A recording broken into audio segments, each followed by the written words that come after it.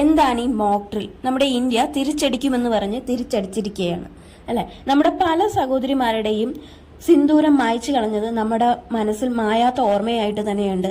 അതിനുള്ള തിരിച്ചടിയാണ് ഈ ഓപ്പറേഷൻ സിന്ദൂർ.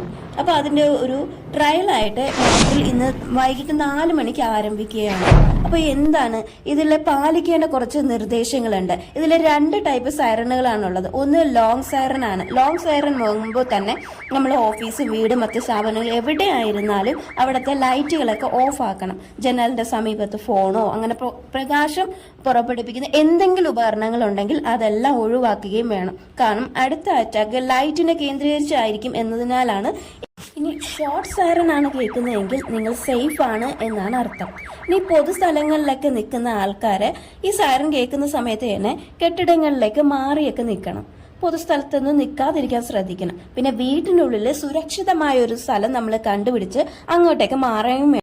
ഈ ബ്ലാക്ക് ഔട്ട് സൈറൺ കേൾക്കുമ്പോൾ തന്നെ തീപിടുത്തം ഒഴിവാക്കാനായിട്ട് ഗ്യാസ്, വൈദ്യുത ഉപകരണങ്ങൾ ഇതെല്ലാം സ്വിച്ച് ഓഫ് ആക്കി വെക്കേണ്ടതാണ്. ഇനി വീട്ടിൽ തന്നെ ഒരു കിറ്റ് തയ്യാറാക്കി വെക്കുക. അതായത് ഡ്രൈ ഫ്രൂട്ട്സും വെള്ളവും മെഡിസിനും ഒക്കെ ഉള്ള ഒരു എമർജൻസി കിറ്റ് തയ്യാറാക്കി വെക്കുകയും വേണം.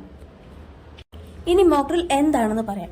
ഒരു ദുരന്തമോ അടിയന്തരാവസ്ഥയോ ഉണ്ടാവുമ്പോൾ പങ്കെടുക്കുന്നവർ എങ്ങനെ പ്രതികരിക്കണമെന്ന് ശീലിക്കുന്ന ഒരു സാഹചര്യമാണ് മോക്ക് ഡ്രിൽ. സുരക്ഷയ്ക്കായി ലോകമെമ്പാടുമുള്ള സ്കൂളുകൾ, കോളേജ്, ആശുപത്രി, അപ്പാർട്ട്മെന്റ്, വ്യവസായ സ്ഥാപനങ്ങൾ എന്നിവിടങ്ങളിൽ മോക്ക് ഡ്രിൽ നടത്താറുണ്ട്. ഒരു സ്ഥാപനത്തിന്റെ സന്നദ്ധ വിലയിരുത്തുന്നതിനും പ്രശ്നമേഖല തിരിച്ചറിയുന്നതിനും ഉപയോഗിക്കുന്ന ഒരുതരം പരിശീലന വ്യായാമമാണ് മോക്ക് ഡ്രില്ലുകൾ. ഒരു മോക്ക് ഡ്രില്ലിന്റെ ഉദ്ദേശം എന്നത് യഥാർത്ഥ ദുരന്ത സമയത്തുണ്ടാവുന്ന വിവിധ സാഹചര്യങ്ങളോട് പ്രതികരിക്കാൻ ആളുകളെ പരിശീലിപ്പിക്കുക എന്നതാണ്. വീഡിയോ ഇഷ്ടപ്പെട്ട എല്ലാവരും ലൈക്ക് ചെയ്യുകയും സബ്സ്ക്രൈബ് ചെയ്യുകയൊക്കെ ചെയ്യണേ.